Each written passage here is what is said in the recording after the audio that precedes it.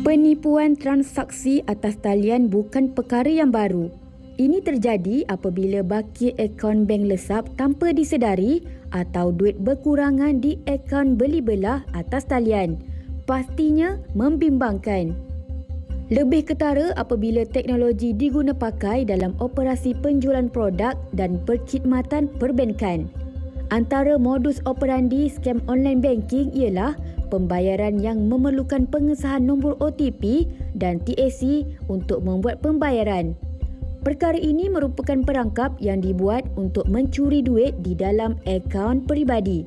Selain itu, ada juga modus operandi yang menggunakan akaun peribadi mangsa sebagai keldai akaun tanpa disedari pemiliknya.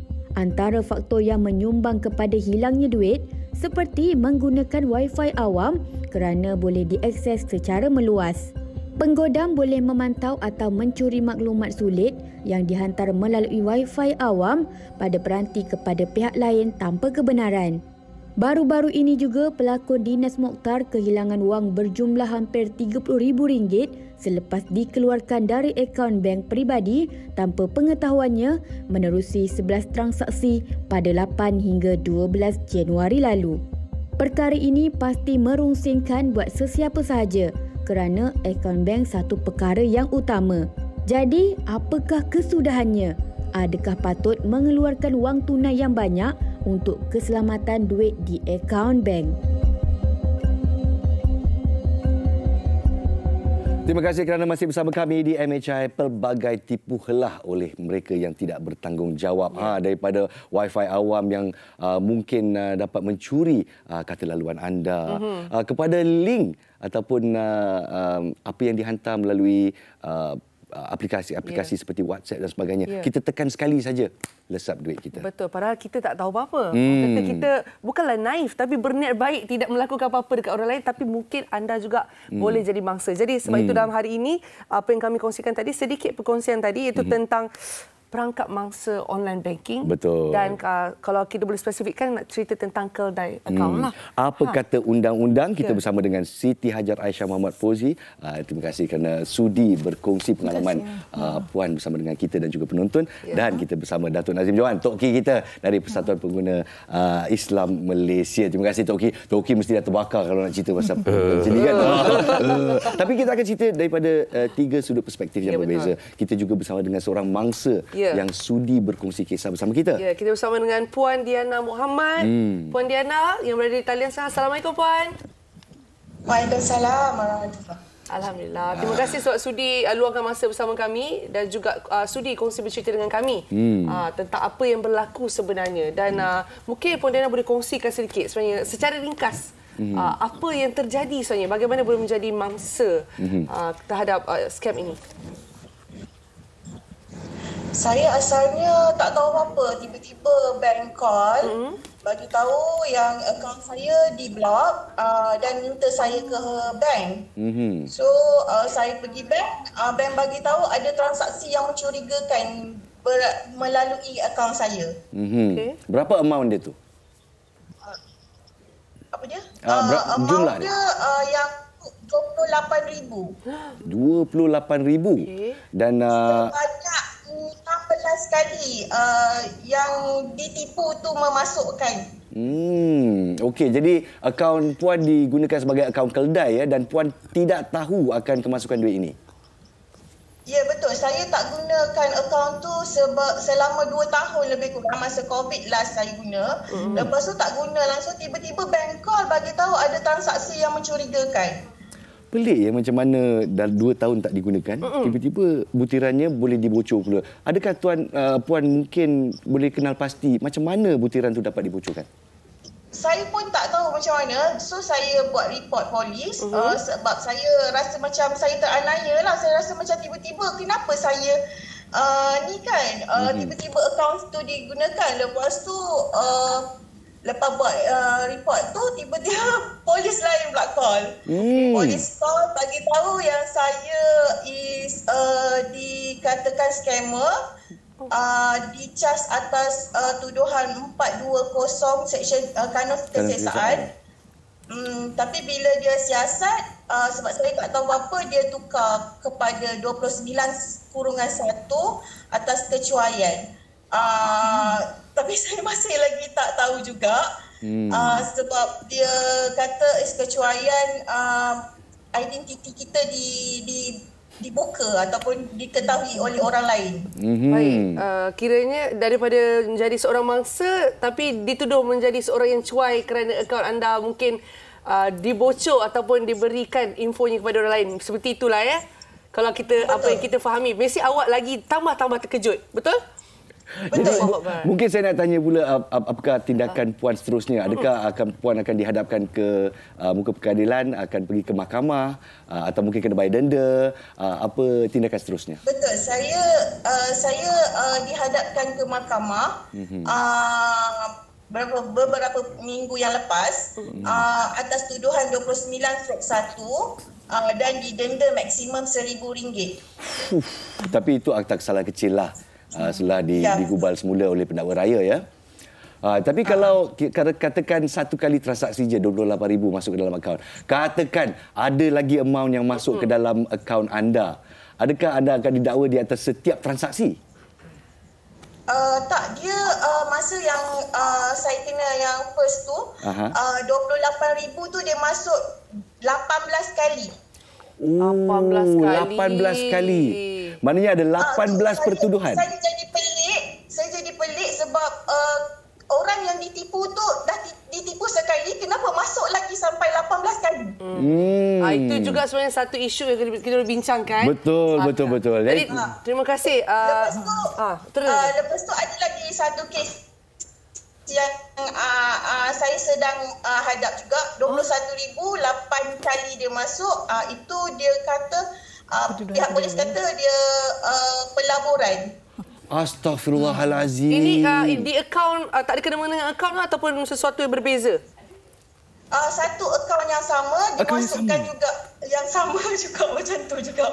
Tapi pelaburan pelaburan pula ya di sini. Ada jadi ada dua kes lah. Akaun yang tak digunakan selama 2 tahun tiba-tiba digunakan oleh scammer sebagai keldai ya. Scammer tu melakukan dalam masa seminggu saja sebab saya tengok transaksi yang daripada bank dalam masa seminggu dia boleh buat banyak sangat transaksi. Seminggu saja. Dan pengadu tu pengadu yang berbeza ya, puan? Maksudnya dua kes tu? Dua pengadu yang saya kena, dua pengadu yang berbeza, dua negeri dan kedua-duanya wanita. Okey, baik. Terima kasih di atas perkongsian Puan Diana. Terus berada di atas talian, kita akan teruskan wawancara. Sementara itu kita nak tanya pula dari sisi peguam ya. Jadi saya pasti kes-kes begini memang banyak Puan dah selidik dan dah lalui. Dan adakah ini semuanya modus operandi yang sama? Okey, mengikut pengalaman saya lah, apa yang saya terima kes-kes ini memang kes ini adalah tengah viral sekarang, memang banyak kejadian-kejadian yang melibatkan mangsa-mangsa kedai akaun ni lah. Memang itu adalah boleh katakan setiap hari memang akan ada lah pertuduhan di mahkamah lah untuk kes seperti ini. Dan apa yang sama di sini, semua mangsa, sebab saya nampak ada 2 mangsa di sini ya, mangsa scammer dan mangsa keldai akaun. Betul, okey. Saya ceritakan sikit macam mana seseorang itu dituduh untuk menjadi keldai akaun lah. Pertama, apabila seseorang itu telah pun diperdaya ataupun telah ditipu oleh scammer, telah memasukkan sejumlah wang ke dalam akaun, kemudian dia akan buat report polis lah. So, dia akan ada satu report polis dan dalam report polis itu dia nyatakan nombor akaun dan juga penama akaun itulah. Dari situlah bermulanya mangsa kedai akaun, iaitu penama akaun itu akan menjadi scammer. Jadi pihak polis akan buka kertas siasatan dan akan mendakwa pemilik akaun itulah. So sini ada 2 mangsa. Pertama mangsa yang kena scam tu dan kedua adalah pemilik akaun yang telah pun di-scan. Dari situlah macam kes Puan Diana tu, dia akan itulah yang berlaku kepada dia lah. Okey, dan di sini kalau dikatakan terjadi kepada mangsa dan tidak mengetahui lah.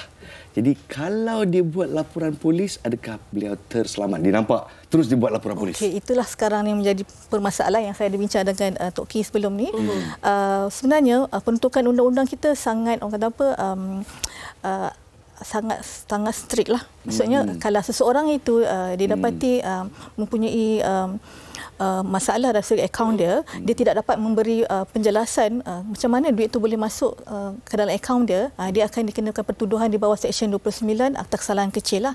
Yang di mana kesalahan itu jika disabitkan kesalahan, denda paling maksimum adalah 1,000 ataupun penjara lah. Boleh pilih sama ada nak denda ataupun penjara. Nak dua-dua pun boleh. Okey, baik Tok Ki, kalau diikutkan berapa banyak kes dah sebenarnya yang telah dilaporkan? Alah, sebenarnya kes terlalu banyak. Dan saya nak kat pasal masa tak banyak kan. Jadi sebenarnya terlalu banyak yang kita perlu buat. Semua masyarakat kita kena main peranan. Hari ini antara yang tak main peranan dalam membantu ini saya rasalah yang duduk dekat parlimen sekarang ni. Ya, betul, setuju sangat. Dia kena buat sesuatu. Undang-undang hari ini saya jumpa Datuk Ramli, pengarah commercial crime baru ni. Saya tanya berapa orang yang tunggu nak masuk penjara yang macam yang 1,000 yang whatever tu lah. Dia kata ada 180,000 orang. 180,000 orang? Ya. Yes. Yang menghadapi keadaan sama macam Puan Daniel? Akan dipenjarakan. Akan didakwa lah. Yang akan didakwa. So, kes yang tengah ada dalam ni akan didakwa sebanyak tu lah. Jadi, you bayangkanlah. Dan kalau depan TV3 ni, kalau ada pelanggaran, setahun sekali, setahun 2 kali, okey. Tapi kalau hari-hari, ada benda yang tak kena. Jadi kita kena tengoklah. Ini semua yang kita pilih ni bertanggungjawab. Dia kena tengoklah. Menteri sendiri mak dia pun kena tipu. Tapi kita tidak mengambil perkara ini sebagai benda penting. Pada saya ini adalah benda paling penting. Pasal sangat serius ya. Dia amat penting pasal macam ni. Kalau saya tak ada duit, saya okeylah. Tak ada apa masalah. Kalau saya ada duit, saya kena tipu, nasib saya lah. Tapi kalau saya tak ada duit, saya masuk ke dalam. Kalau saya berpakat nak menipu, saya jual nikat, tak apalah. Kadang-kadang tak pasal-pasal nak pinjam duit pun kena, nak ini macam-macam kena. Jadi, saya rasa sudah tiba masanya kita, kalau dadah kita declare sebagai masalah paling besar, ini pun kena declare. Because rasanya kalau duduk dalam penjara macam mana rasanya? Kalau sebulan pun, apa perlu perkara ini berlaku? Sedangkan kita tengok macam kita ni stakeholder. Saya tak nampak interest daripada grup lain. Bank pun kata iyalah kita iklan. Kita semua kena bertanggungjawab. Pasal bila kita bercerita pasal banking ini, contohnya orang dapat lesen bank. Okey. Lesen bank, dia nak buat bank dia kena ada apa? Dia kena ada duit. Dia kena ada bangunan, dia kena ada security guard, dia kena ada peti besi segala benda kan. Kalau nak pergi ambil duit kat bank pun bank akan tanya, ni duit siapa ni? Segala benda dia nak tahulah. Kalau nak ambil 10, 20 ribu, 30. Ini macam yang menteri kita mak yang kena tu, dia kata dalam 2-3 minit aja terus pergi. Tak ada apa sistem yang melindungi kita pengguna. Bank buat duit. Jadi dari segi mata undang-undang, tanggungjawab butiran bank, butiran peribadi bank berada di dalam tangan pemilik akaun tersebut dan tiada rundingan di sana langsung. Jadi di mana keadilan kalau seorang mangsa telah dibawa ke muka pengadilan dan didakwa salah, kena bayar denda atau kena kena penjara pun. Kena penjara juga. Saya dengar tadi katakan atas kecuaian Puan Hajam. Ya, betul tu. Sebab rasa macam saya tak buat apa, saya pula cuai. Macam tu lebih kurang. Saya menjawab, minta maaf, saya menjawab bagi perspektif pengamal undang-undang, Jabatan Penggubal Undang-Undang dan juga sistem penghakiman lah. Saya menjawab secara general kerana undang-undang digubal untuk melindungi kepentingan awam, orang-orang awam. Itu adalah betul lah. Kita betul-betul lah. Kita cipta undang-undang untuk melindungi lah. Tapi dalam kes ini dia berbeza sikit kerana kita melindungi untuk menyelamatkan orang-orang tertipu, tetapi mangsa pun sebenarnya adalah orang yang tertipu lah.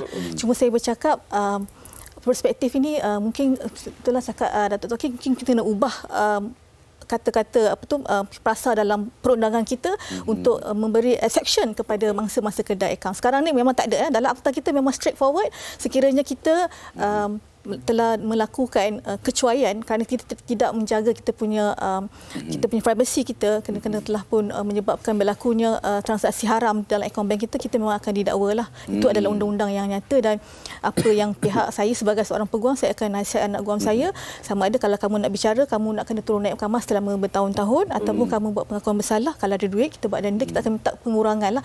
Selalunya mahkamah akan bantu, akan faham dan akan bagi pengurangan untuk bayaran denda lah. Tapi pengurangannya pun RM1,000. Untuk saya seorang mangsa tak saya bayar 1 sen pun. Inilah yang kita kata dia tak kena. Jadi semua pihak kena main peranan. Pasal hari ini saya pangkat besar, saya tak kena. Tapi satu hari esok anak saya kena. Jadi kita kena, benda ni adalah benda yang amat serius. Cakna sebagai masyarakat. Tak boleh, kita tak boleh ambil-ambil. Tu saya cakap baru ni ada yang kena tangkap. Contohnya scammer kena tangkap. Cuba bayangkan denda. Saya bukan nak question, tapi cuba yang denda 3,000. 16 orang, 3,000 seorang. Orang yang kena ni, ya Allah, jangan ceritalah. Terduduk. Jadi, kita kena lihat semua perspektif. Betul. Pasal keadilan ni bukan hanya perlu nampak berlaku. Ia perlu. Dia bukan perlu berlaku saja, dia perlu nampak pun sama. Jadi ini macam tak ada benda. Dan saya tengok juga kita tidak serius. Sebenarnya rakyat kita tidak serius, jabatan kita tidak cukup serius untuk menangani kes-kes macam ni. Yang saya khawatir ni Dayah dan juga pada tetamu-tamu kita, kita takut bila tidak nampak tindakan terhadap scammer-scammer ni, Lagi seronok. Lagi seronok, lagi berleluasa. Dia kena 3,000 je. Betul. Kena 3,000 dapat 3 juta. Okey lah. Saya pun nak jadi scammer, saya ingat kalau jadi kita nak bertanya kepada Puan Diana selepas ini. Jadi harap Puan Diana masih berada di talian. Tapi sebelum tu, apakah saranan daripada seorang peguam dan juga daripada Toki sendiri atas akta yang ada setakat ini untuk melindungi rakyat? Okeylah, saya menasihatkan kepada semua warga Malaysia lah. Pertama sekali kita kena sentiasa update, kena ambil tahu pasal akaun-akaun yang kita ada lah. Kadang-kadang kita macam kes Puan Diana tu 2 tahun dia tak ambil tahu. So kita kena selalu alert. Yang keduanya, kalau berlakunya perkara ini, kita kena bagi kerjasama kepada pihak polis lah untuk mengenangi isu inilah. Kerjasama macam mana saya tak tahulah. Saya pun dah letih sebenarnya. Tapi kita macam ni. You ada rumah. Okey. Rumah tu elok kunci pakai mangga. Tiba-tiba orang rompak, you salah.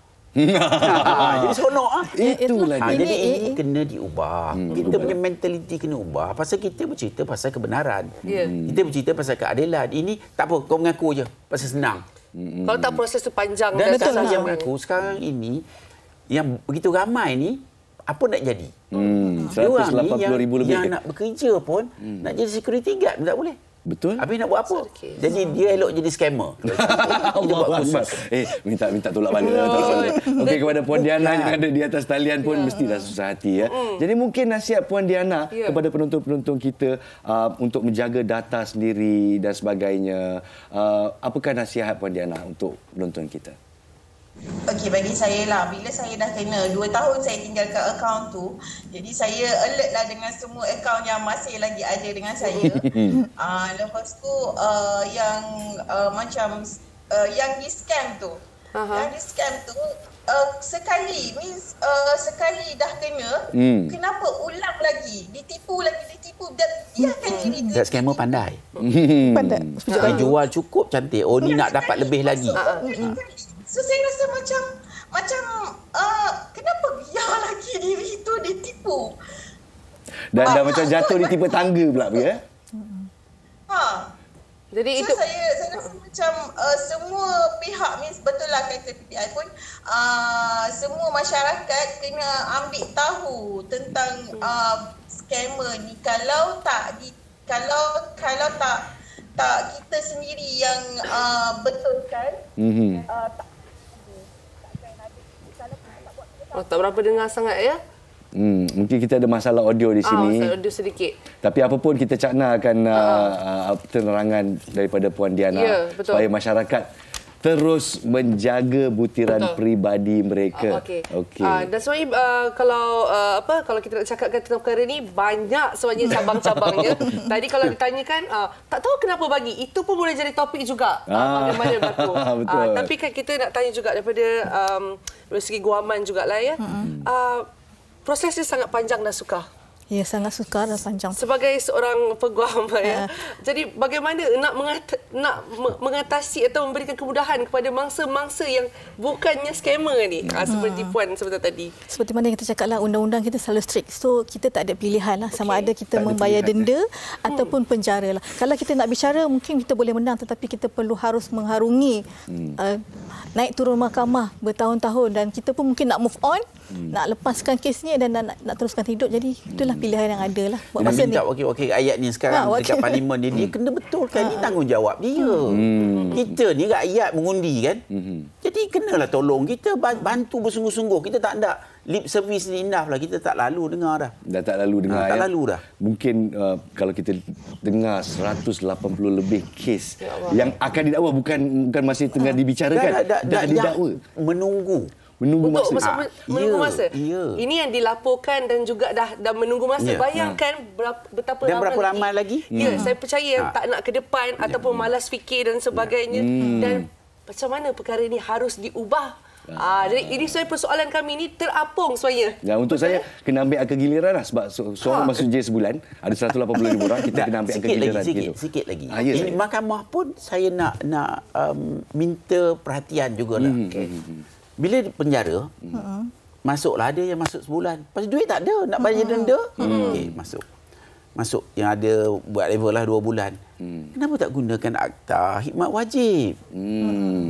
Maknanya di atas budi bicara lah. Ya, mahkamah boleh jatuh hukum. Okey, kau pergi cuci masjid. Pagi pergi datang, pergi cuci masjid. Kerjaan tak payah bayar makan dia. Dia pun tidak terpengaruh. Dan khidmat masyarakat pun menjadi. Adakah sah di segi undang-undang? Apa pula tak sah pula? Kalau mengikut peruntukan undang-undang tu, hukumannya adalah 2 tu sajalah. Tak, dia boleh gunakan akta ni tahun 57 sudah ada. Maksudnya pihak pendakwa raya boleh memberikan cadangan hukuman. Tapi kalau mengikut kes yang saya buat, memang cadangan hukumannya 2 saja. Tak banyak kena cadang lagi sampai benda ni terbuka. Pasal benda ni public. Is public interest.